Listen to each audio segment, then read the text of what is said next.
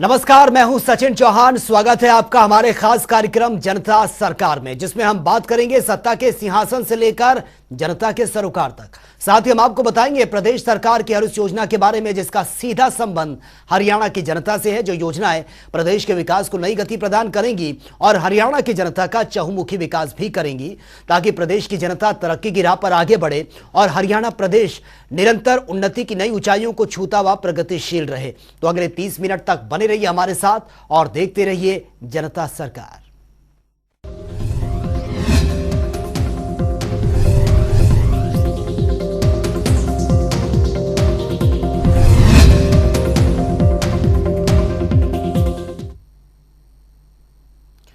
हरियाणा के मुख्यमंत्री मनोहर लाल की मनोहर नीतियां और कार्यक्रमों की प्रशंसा देश भर में हो रही है। चुनौतियों को पार करते हुए हरियाणा प्रदेश मुख्यमंत्री मनोहर लाल के नेतृत्व में विकास के पथ पर हर दिन आगे बढ़ रहा है।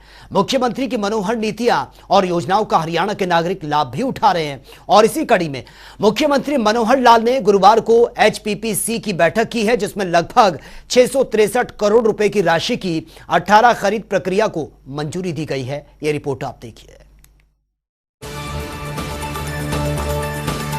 हरियाणा के मुख्यमंत्री मनोहर लाल गुरुवार को हाई पावर परचेज कमेटी की बैठक की, जिसके बाद सीएम मनोहर लाल ने पत्रकारों से बातचीत कर बैठक के बारे में महत्वपूर्ण जानकारियां दी। मुख्यमंत्री मनोहर लाल ने कहा कि हाई पावर परचेज कमेटी में पावर, शिक्षा, महिला एवं बाल विकास, पुलिस, खाद्य एवं आपूर्ति विभाग सहित कई विभागों की लगभग 663 करोड़ रुपए की राशि की 18 खरीद प्रक्रिया को मंजूरी दी। तो चलिए ग्राफिक्स के जरिए समझेंगे कि हाई पावर परचेज कमेटी में किन किन चीजों को खरीदने की मंजूरी मिली है। सीएम की अध्यक्षता में हाई पावर परचेज कमेटी की बैठक हुई। हाई पावर परचेज कमेटी की बैठक में 18 एजेंडों पर चर्चा हुई। लगभग 663 करोड़ रुपए की राशि की 18 खरीद प्रक्रिया को मंजूरी मिली। बिजली और शिक्षा विभाग के टेंडर को भी मंजूरी मिली। छात्रों की किताबों की पहली से 12वीं कक्षा की खरीद को मंजूरी मिली।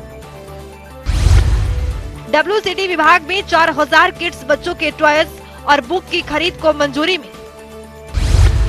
152 बोलेरो गाड़ियां अलग अलग विभाग के लिए खरीदी गई।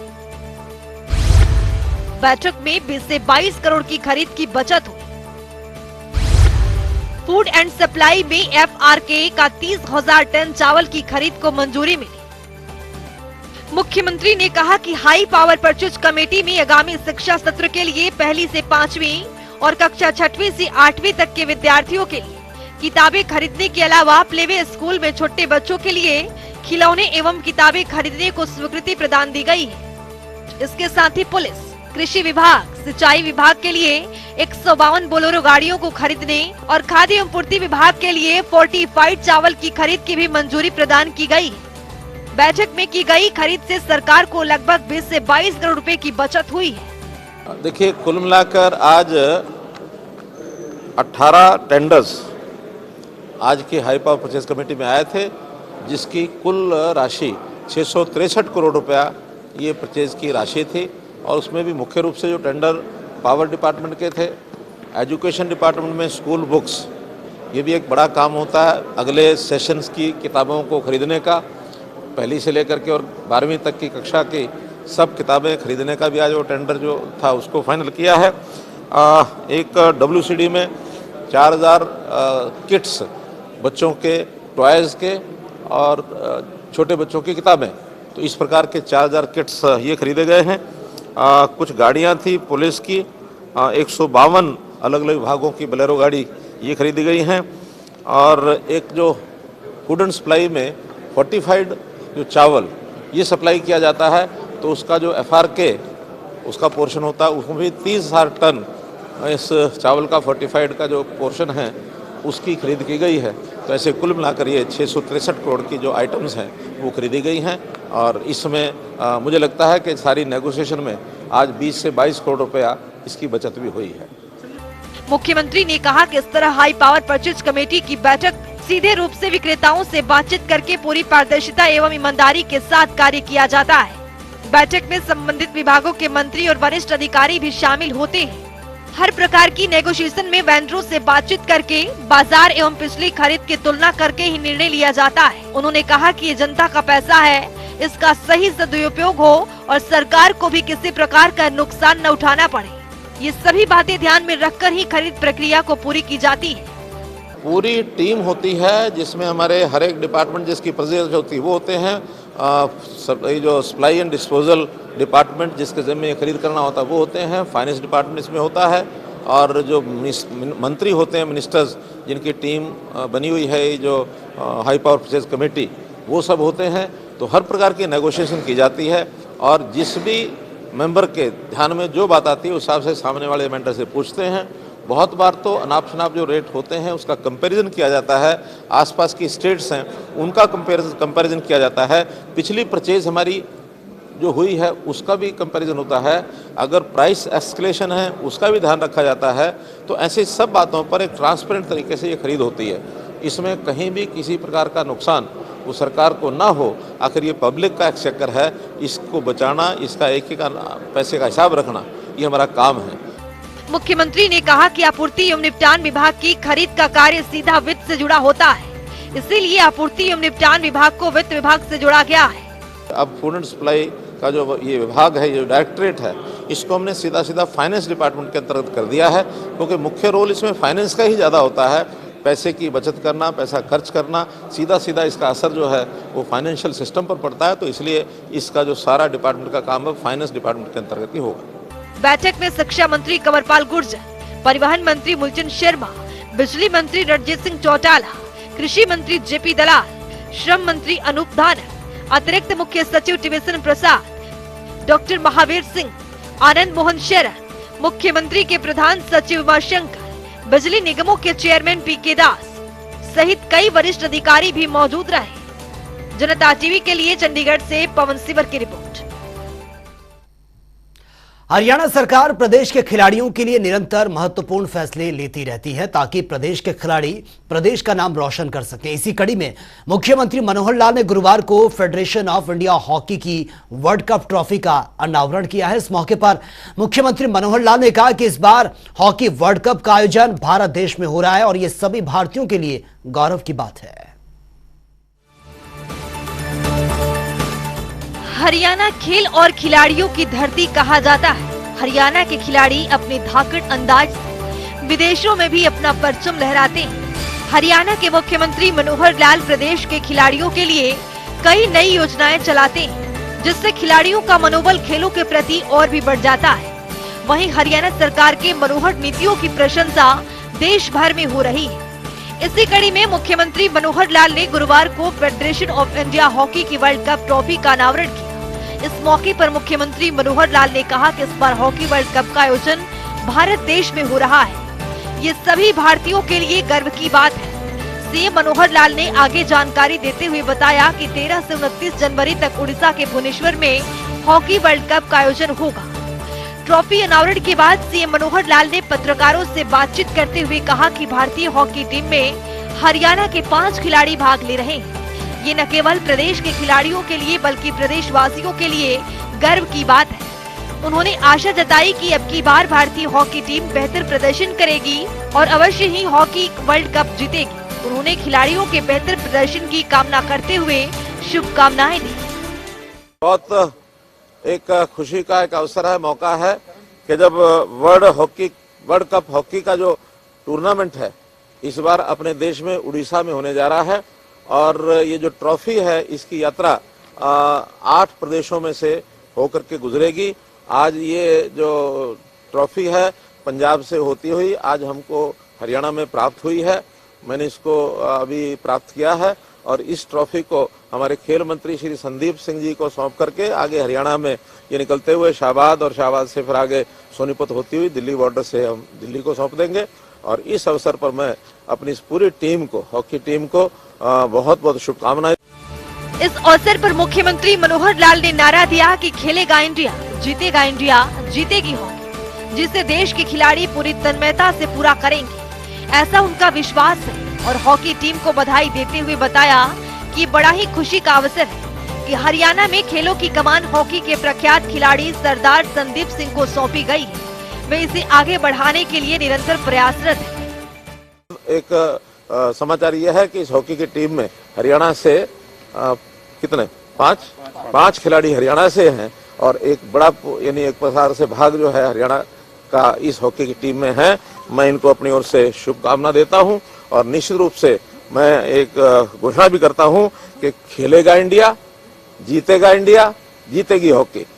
खेलेगा इंडिया, जीतेगा इंडिया, जीतेगी hockey. Hockey world cup trophy Uttar Pradesh, Jharkhand, Manipur, Assam सहित 12 राज्यों में 7 केंद्र शासित प्रदेशों से होकर गुजरी और पंजाब से हरियाणा और आगे दिल्ली में प्रवेश करेगी। साथ ही सीएम ने बताया कि हॉकी भारत का राष्ट्रीय खेल है और 1975 में हॉकी के जादूगर सम्राट ध्यानचंद के नेतृत्व में भारत ने हॉकी वर्ल्ड कप जीता था। महिलाओं और पुरुषों की हॉकी टीमों ने कई राष्ट्रीय के साथ साथ अंतर्राष्ट्रीय स्तर पर खेलों में शानदार प्रदर्शन किया है और अब की बार के लिए हरियाणा की टीमें पूरी तरह से तैयार है। वहीं मुख्यमंत्री मनोहर लाल ने कहा कि इस बार पूरे देश की नजर हॉकी पर टिकी हुई है और हमारी टीम अवश्य ही हॉकी वर्ल्ड कप जीतेगी और देश को गौरवान्वित भी करेगी। इस अवसर पर हॉकी फेडरेशन ऑफ इंडिया के सचिव सुनील मलिक और हरियाणा हॉकी फेडरेशन के महासचिव सुनीता रांगी मौजूद रहे। जनता टीवी के लिए चंडीगढ़ से पवन सिवर की रिपोर्ट। और वहीं hockey world cup trophy Chandigarh पहुंची है, जहां पर मुख्यमंत्री मनोहर लाल ने ट्रॉफी का अनावरण किया। इस दौरान खेल मंत्री संदीप सिंह भी मौजूद रहे और इसी को लेकर हमारे सहयोगी पवन सिवर ने खेल मंत्री संदीप सिंह से भी खास बातचीत की है। क्या कुछ इस बातचीत में रहा, वो सुन लेते हैं। हॉकी वर्ल्ड कप 2023 की ट्रॉफी का अनावरण हुआ है। हरियाणा के मुख्यमंत्री मनोहर लाल ने चंडीगढ़ में इसका अनावरण किया है। मेरे साथ बातचीत करने के लिए हरियाणा के खेल मंत्री संदीप सिंह मौजूद हैं। सर, ट्रॉफी का अनावरण हुआ है, आप भी मौजूद थे। किस तरीके से देखते हैं हॉकी वर्ल्ड कप 2023 जिसका आयोजन उड़ीसा में होने जा रहा है? देखिए, हॉकी वर्ल्ड कप 2023 जो है होस्ट वो हिंदुस्तान कर रहा है। हिंदुस्तान में उड़ीसा के अंदर हो रही है। आज माननीय मुख्यमंत्री जी ने ट्रॉफी को रिसीव करके आगे दिल्ली तक पहुंचाने की जिम्मेदारी भी मुझे दी है। आज उन्होंने रिसीव किया तो मैं धन्यवाद करता हूं माननीय मुख्यमंत्री जी का, जिन्होंने हॉकी वर्ल्ड कप की ट्रॉफी रिसीव करके आगे बढ़ाने का कार्य किया है। और जैसे हमेशा हम स्पोर्ट्स के लिए, बाकी गेम्स के लिए, हम चाहे वो कोई भी गेम्स हों, कोई भी कॉम्पिटिशन हो, हम जॉब्स हों, कैश अवार्ड्स हों, हरियाणा हमेशा बेहतर करता रहा है और कर रहा है। तो वैसे ही वर्ल्ड कप के अंदर जो हमारे खिलाड़ी पार्टिसिपेशन करेंगे, मेडल जीतेंगे, उसके लिए हम तैयार हैं। इनकी सिर्फ मेडल जीतने के ही वेट कर रहे हैं। जैसे वो मेडल जीतते हैं तो हम उनके लिए, चाहे वो अवार्ड्स हों, चाहे वो जॉब्स हों, हम तैयार हैं। हॉकी वर्ल्ड कप 2023 में हरियाणा के कितने खिलाड़ी जो हैं वो शामिल रहेंगे सर, और हमारी खेल नीति क्या है इसमें? अगर हम मेडल लेकर आते हैं तो खेल नीति क्या कहती है, कितना इनामी राशि हम देंगे? देखिए, पॉलिसी के हिसाब से जो भी इनका कैश अवार्ड होगा, जो भी इनकी जॉब्स होंगी वो देंगे। 5 खिलाड़ी जो हैं वो हमारे हरियाणा के इसमें पार्टिसिपेट कर रहे हैं और ये एक पहला मौका होगा आफ्टर ओलंपिक्स, जो लास्ट टोक्यो ओलंपिक्स हुई, उसके बाद पहला बड़ा इवेंट हो रहा है इतने बड़े स्तर पर और होम ग्राउंड में, होम क्राउड के सामने इनको परफॉर्म करना है। तो मुझे लगता है कि ये एक बहुत अच्छी अपॉर्चुनिटी है खिलाड़ियों की, ऐसे परफॉर्म करके मेडल जीत के एक बार फिर प्रूव करना कि हॉकी जो है वो दोबारा जाग गई है। आप खुद हॉकी से जुड़े रहे हैं, आपने जो वो इंडियन टीम का नेतृत्व किया है, अब आप हरियाणा सरकार में खेल मंत्री हैं, आपके पास इसी विभाग की जिम्मेदारी जिसको आपने अब तक जिया है।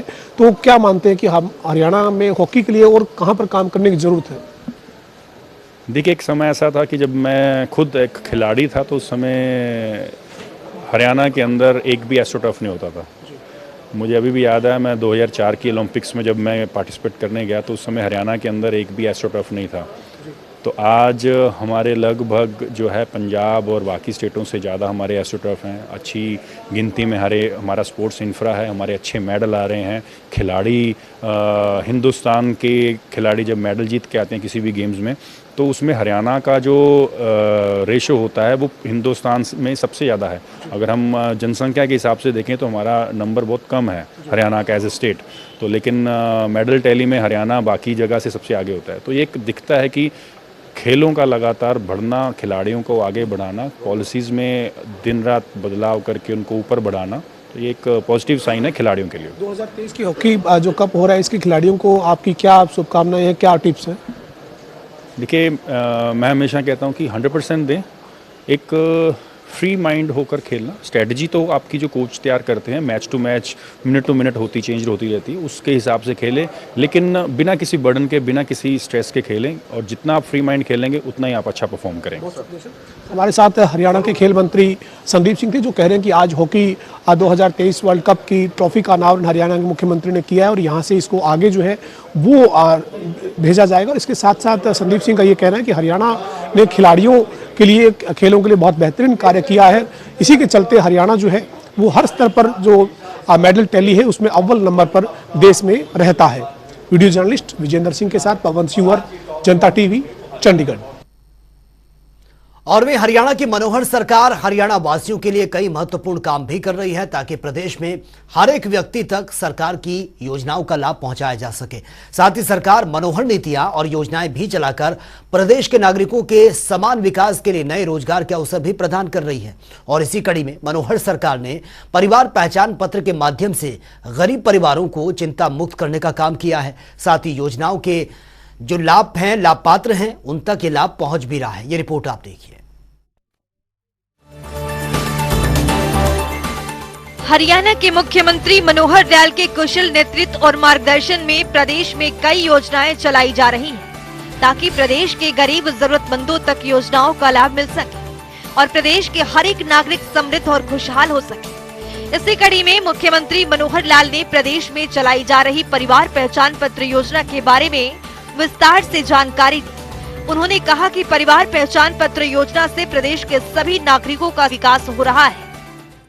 देखिए, परिवार पहचान पत्र का लाभ जितना जनता को हो रहा है, सबने स्वीकार किया कि ये चीज ठीक है। हाँ, कहीं ना कहीं त्रुटियां उसमें हो सकती हैं क्योंकि वो इंडिविजुअल को पहचान करने का एक पैमाना है कि एक सिटीजन का एक नंबर आईडी होनी चाहिए ताकि उसका पता लगे ये ठीक व्यक्ति है। लेकिन हमारे समाज में व्यक्ति जो है वो इकाई नहीं हो सकता, परिवार एक इकाई है, क्योंकि एक परिवार में एक या दो व्यक्ति कमाने वाले हैं, 4 या 6 उसके ऊपर निर्भर होते हैं, तो परिवार की देखरेख करनी पड़ती है।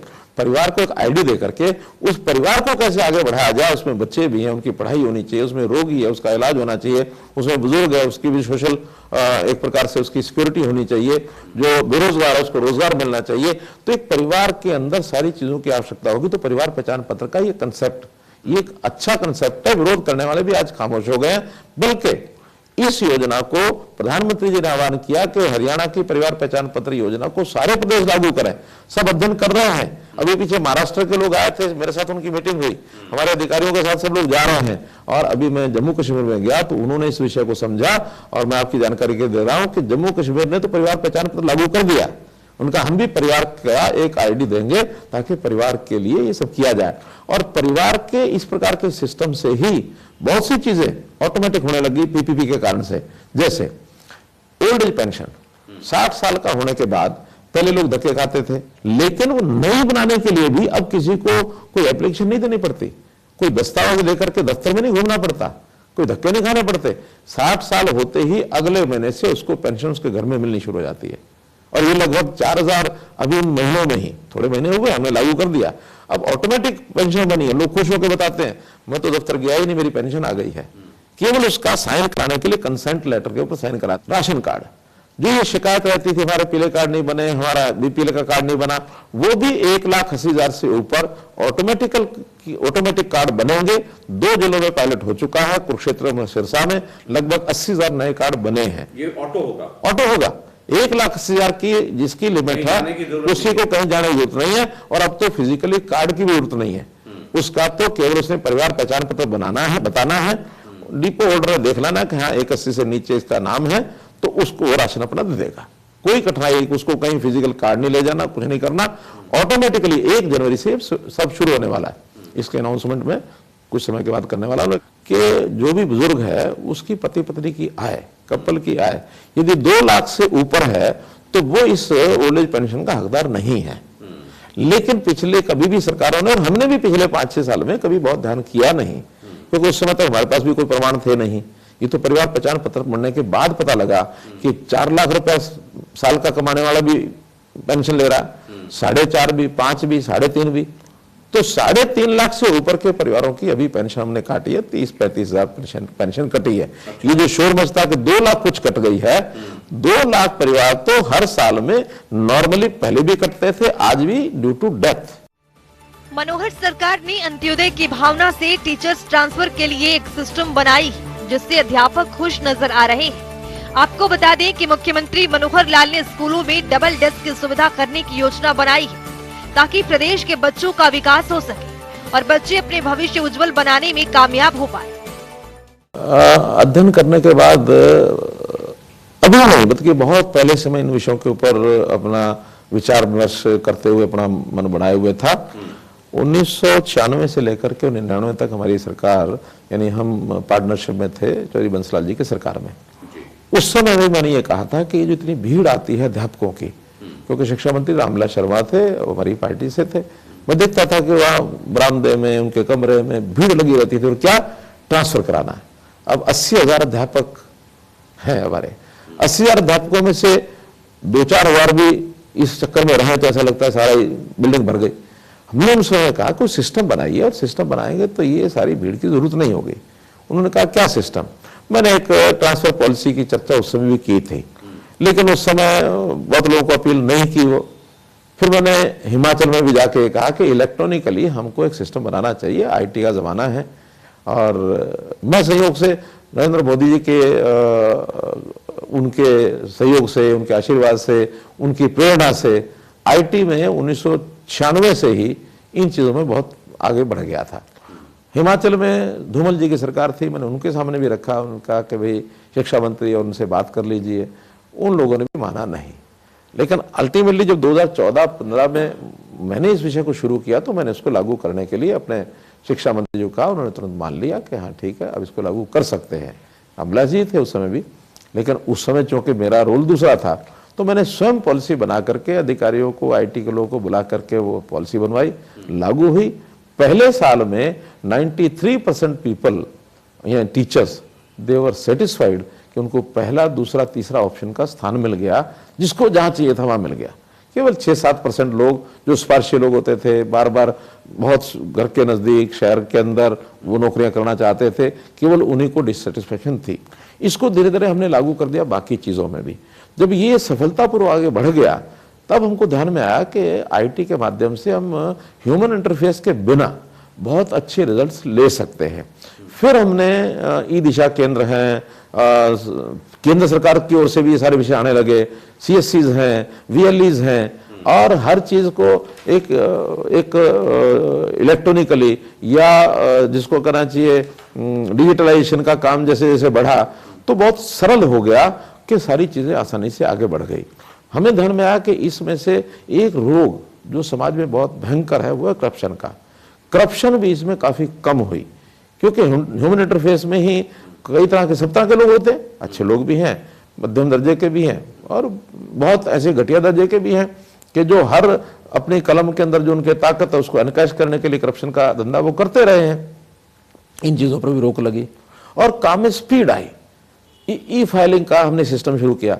अब जो फाइल जिसको कहते हैं ना, सरकार की फाइल सरक सरक कर चलती है, अब वो बिना टाइम लगाए वो फाइल यहां से दबाई वहां पहुंच गई, वहां से दबाई वहां पहुंच गई, इधर से उधर क्लिक से ही चली गई, और वहां अपना फटाफट जो कुछ उन्होंने उसके बाद फाइल में रिकमेंडेशन करनी है, अप्रूव करनी है, जो कुछ करना वहां से उठी वहां चली गई। तो इसलिए टाइम कंज्यूमिंग नहीं है, फास्ट है, करप्शन यानी नहीं है, पेपरलेस है, यानी हैसल फ्री सिस्टम ये आईटी का बहुत चीजों में लागू कर दिया।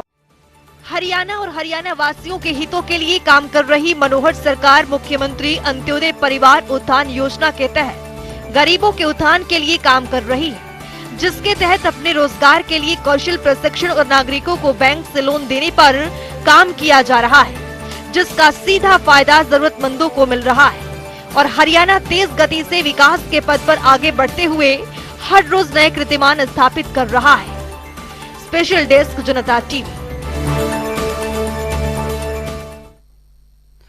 भारत रत्न और लौह पुरुष सरदार वल्लभ भाई पटेल की पुण्यतिथि पर सीएम मनोहर लाल ने ट्वीट कर उनको नमन किया है।